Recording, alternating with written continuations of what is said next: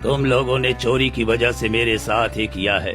मैं तुझे श्राप देता हूँ कि तुम्हारे गांव में चोरी चलती रहेगी और ये चोरी कभी नहीं रुकेगा। ऐसी चोरी होगी कि किसी को कभी चोर नहीं दिखेगा। जैसा तुमने मुझे अपमानित करके 4 दिनों से बांध कर रखा है, मैं भूख प्यास से तड़प रहा हूँ, इसी तरह तुम भी तड़पोगे और यही मेरा श्राप है। किसी तरह रात हुई। साधु बिना पानी और खाने के तड़प रहे थे और तड़प तड़प कर अपना प्राण वहीं त्याग देते हैं।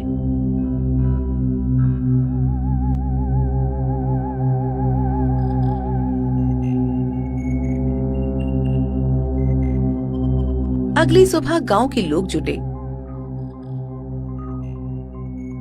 ये क्या मुखिया जी, ये साधु तो मर गया, कहीं हमने कुछ गलत तो नहीं कर दिया है?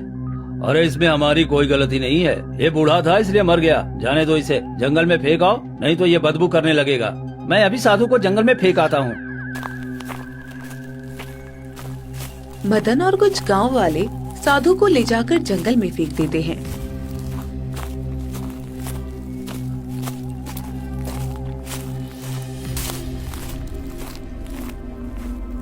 कुछ दिन बीतते हैं और अचानक एक गांव वाला फूट फूट कर रोने लगता है। हे भगवान, ये क्या हो गया? मेरे घर के सारे जेवर गायब हो गए और मेरी पत्नी ने आत्महत्या कर ली।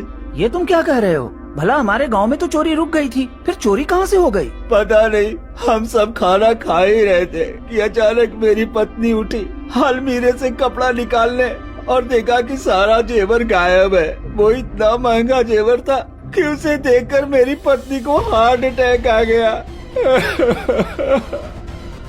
और वो इस दुनिया से चली गई। अरे मैं तो लुट गया, बर्बाद हो गया, मैं कहीं का नहीं रहा। और सबसे बड़ी बात कि कोई चोर भी नजर नहीं आया। ये कैसे हो सकता है? भला ये चोरी, वो भी आंखों के सामने, बिना किसी के होने से? ये तो सच में बड़ी घटना है। हमें अब पूरी रात पहरेदारी करनी पड़ेगी, तभी हम इस चोरी को रोक सकते हैं। फिर उस रात पूरे गांव वाले जाकर पहरेदारी करते हैं।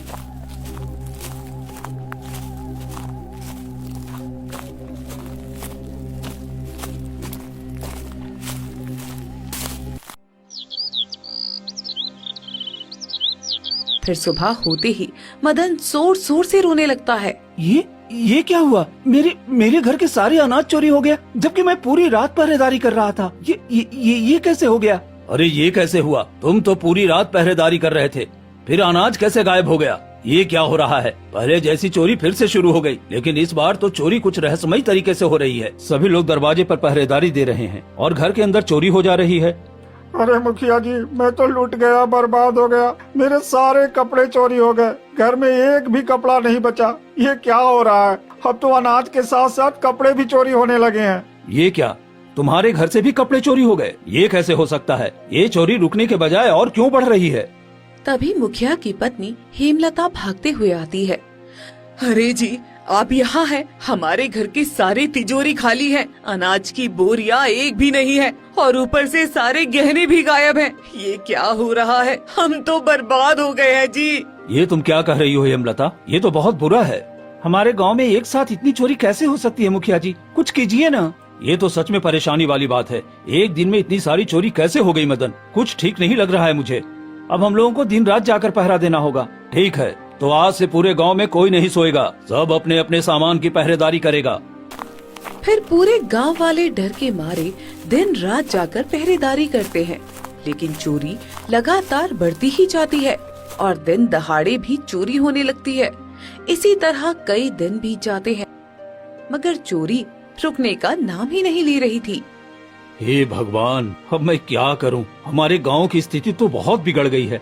1 महीने के अंदर ही खाने के लिए एक भी अनाज नहीं बचा पूरे गांव में और सभी बच्चे भूखे प्यासे हैं। मैं क्या करूं? मैं गांव का मुखिया होकर भी किसी के लिए कुछ नहीं कर पा रहा हूं। मुखिया जी, मुझे तो लगता है कहीं वो साधु महाराज का दिया हुआ श्राप ही तो नहीं लग रहा है। अब हम क्या करें? कुछ समझ में नहीं आ रहा। सभी परेशान रहते हैं और कुछ दिन बीतते हैं और गांव की चोरी लगातार बढ़ती जाती है। एक दिन मदन और मुखिया चौपाल पर बैठकर पहरेदारी कर रहे थे। तभी एक गाय भागती हुई गांव में आती है। अरे ये गाय हमने तो पहले कभी नहीं देखा, ये हमारे गांव में क्या कर रही है? जरूर कोई बात है जो ये हमें बताना चाहती है। भला एक गाय कैसे बोल सकती है मुखिया जी? मैं बोल सकती हूँ, मैं कोई साधारण गाय नहीं हूँ। मैं अपने गुरु को ढूंढ रही हूँ, कई दिनों से उन्हें ढूंढ रही हूँ, पर वो मुझे कहीं मिल ही नहीं रहे। तुम्हारा गुरु? गाय का भी भला कोई गुरु होता है? कौन है तुम्हारा गुरु, बताओ तो। मेरे गुरु एक साधु महाराज थे जो बहुत दिनों के बाद तपस्या से लौटे थे। उन्होंने कहा था कि वो खाने का इंतजाम करने जाएंगे, पर अभी तक वो वापस नहीं आए। मैं उनकी प्रतीक्षा करते करते थक गई, तो अब मैं उन्हें ढूंढने निकली हूँ। सब जगह ढूंढा पर वो कहीं नहीं मिले। अब मैं तुम्हारे गांव में आई हूँ। क्या आपने किसी साधु महाराज को देखा है जो बहुत बूढ़े होंगे और तपस्या करके लौटे हैं? ये क्या, हमने तो उनके साथ बहुत बड़ा अन्याय कर दिया। ये हम सबसे क्या हो गया? हमने तो बहुत बड़ा पाप कर दिया मदन। क्या हुआ? आप लोग इतने परेशान क्यों हैं? हम सबको माफ कर दो। हमने गुरु महाराज को चोर समझकर उन्हें पेड़ से बांध दिया और वो कई दिनों तक हम सबसे विनती करते रहे, पर हमने उनकी बातों पर विश्वास नहीं किया और वो वहीं पर दम तोड़ दिए। हमने उन्हें गांव के बाहर मिट्टी के नीचे दफन कर दिया और उनका दिया हुआ श्राप हमारे गांव पर लग गया और आए दिन चोरी लगातार बढ़ती जा रही है। हमसे बड़ी गलती हो गई, हमें माफ कर दो। तुम लोगों ने ये क्या कर दिया? इतना बड़ा पाप किया तुम लोगों ने। मेरे गुरु को जान से मार दिया। मैं तुम लोगों को कभी माफ नहीं करूंगी। हम सब अपनी गलती की सजा भुगत रहे हैं, बस किसी तरह बता दो ये श्राप हमारे गांव से कैसे हटेगा। देखो सभी भूखे प्यासे तरस रहे हैं, एक दाना तक घर में नहीं है। हम लोग कई जगह भटक रहे हैं। मैं ये रास्ता नहीं बता सकती, मेरे गुरु ही बता सकते हैं कि उनका श्राप कैसे टूटेगा। पर वो तो अब इस दुनिया में नहीं है, वो कैसे बताएंगे? तुम सबको उनके कब्र के पास जाकर माफी मांगनी होगी, फिर वो कोई रास्ता बताएंगे। लेकिन हमने तो उन्हें जंगल में फेंकवा दिया था। हमें क्षमा करना साधु महाराज, हम सब जरूर जाएंगे माफी मांगने के लिए। फिर सभी मिलकर साधु महाराज को जहाँ फेंका था वहीं पर जाते हैं। साधु महाराज हमें माफ कर दीजिए, हमने आपकी बातों पर यकीन नहीं किया और हम सब इतनी बड़ी भूल कर बैठे। हम आपसे माफी चाहते हैं, आप हमारे गांव पर से ये श्राप हटा दीजिए, हम सब पर रहम करिए। हाँ साधु महाराज, हम सब पर रहम करिए, हमें माफ कर दीजिए। हमारे छोटे छोटे बच्चे भूखे हैं, हम पे रहम कीजिए। तभी एक रहस्यमय आवाज आती है। तुम सबने चोरी के लिए हद पार की है, तुम सबको इसी श्राप से जूझना पड़ेगा। चोरी किसी और ने किया और तुमने मुझ जैसे बेगुनाह को मौत की सजा दी। गुरुदेव, आप इन सबको माफ कर दीजिए। इन सब ने बहुत गलत किया है, लेकिन गांव में बहुत सारे भूखे बच्चे हैं जो भूख से रो रहे हैं। मैं उन्हें देखकर आई हूँ। आप अपना श्राप इनसे हटा लीजिए। ठीक है, मैं श्राप नहीं हटा सकता, लेकिन इसके लिए तुम्हें मानसरोवर झील का पवित्र जल लेकर अपने गांव पर छिड़कना होगा, तभी ये श्राप टूटेगा। जी साधु महाराज, मैं वो मानसरोवर झील का पानी अवश्य लेकर आऊंगा और हम सब ने जो गलती की है उसका प्रायश्चित भी करेंगे। नहीं, तुम ये नहीं ला सकते। पहली बार मुझ पर शक मदन ने किया था और मेरे साथ बुरा व्यवहार किया, इसलिए परीक्षा उसी को देनी होगी। और ध्यान रहे, रास्ते में कुछ भी आए उसमें उसे फंसना नहीं है और वो जल लेकर ही आना है। मैं वादा करता हूँ साधु महाराज, मैं जल लेकर जरूर आऊंगा। इतना कहकर मदन घने जंगलों की तरफ निकल पड़ता है और कुछ ही दूर जाने के बाद उसे ढेर सारा खजाना दिखता है। अरे ये तो खजाने का ढेर है, अगर इसे ले लूं तो पूरे गांव की गरीबी दूर हो जाएगी और जितना चोरी हुआ है वो सब वापस भी आ जाएगा। मुझे ले लो तो तुम्हारी सारी तकलीफें और पूरे गांव की तकलीफ दूर हो जाएगी। फिर मदन 2 कदम आगे बढ़ता है और रुक जाता है। अरे मैं ये क्या कर रहा हूँ? नहीं, मैं ऐसा नहीं कर सकता। हमारे गांव पर श्राप लगा है, अगर मैं ये ले गया तो शायद ये खजाना भी चोरी हो जाएगा। नहीं, मुझे आगे बढ़ना चाहिए। तभी खजाना मिट्टी के ढेर में बदल जाता है। अरे ये क्या, ये तो भ्रमजाल था। हाँ, बाल बाल बच गया मैं। थोड़ी दूर जाने के बाद ही मदन मानसरोवर झील के पास पहुंच जाता है। तो यही मानसरोवर है, मुझे जल्दी से जल लेकर वहाँ लौटना चाहिए। जैसे ही मदन जल लेने झुकता है, तभी एक रहस्यमयी आवाज आती है। तुम ऐसे जल नहीं ले सकते। अगर तुम्हें जल चाहिए तो मेरे प्रश्नों के सही सही उत्तर दो, तभी मैं तुम्हें ये झील का जल दूंगा। ठीक है, मैं तुम्हारे प्रश्नों के उत्तर देने के लिए तैयार हूँ। बताओ, मैं अंधेरे को भगाऊं, घर आंगन सजाऊं बिना हाथ पैर के हर कोना रोशन कर दूं। मैं कौन हूँ? मदन सोचता है, फिर बोलता है। झील महाराज, इसका उत्तर है उजाला। उजाला एक ऐसी चीज है जो बिना हाथ पैर के कोने कोने रोशनी देती है।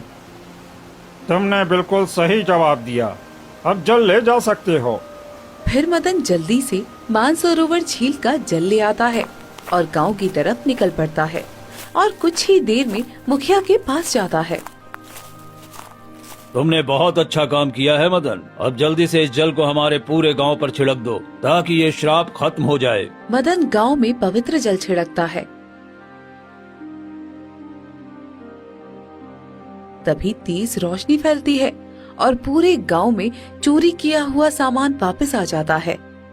ये क्या, हमारे घर में फिर से अनाज भर गया। देखो, सबके दरवाजे पर अनाज वापस आ गया है। हाँ मुखिया जी, हमने बहुत बड़ी गलती की थी साधु महाराज जी के साथ। हमें इसका प्रायश्चित करना चाहिए। हाँ, तुम ठीक कहते हो मदन। जहाँ हमने साधु को लावारिस की तरह फेंका था, वहाँ पर हम एक मंदिर बना देंगे ताकि हम उनकी पूजा कर सकें। हाँ, यही ठीक है। साधु महाराज की कृपा हमारे घर और गांव पर बनी रहेगी और फिर कभी चोरी नहीं होगी। ठीक है, कुछ ही दिनों में हम वहाँ एक मंदिर बना देंगे। और उस दिन के बाद से गांव में चोरी होना बंद हो जाता है और मुखिया और गांव वाले मिलकर साधु महाराज के लिए एक खूब सुंदर सा मंदिर बना देते हैं और सुबह शाम वहां दीपक जलाकर साधु महाराज की पूजा करने लगते हैं। और इस तरह पूरा गांव खुशी पूर्वक रहने लगता है।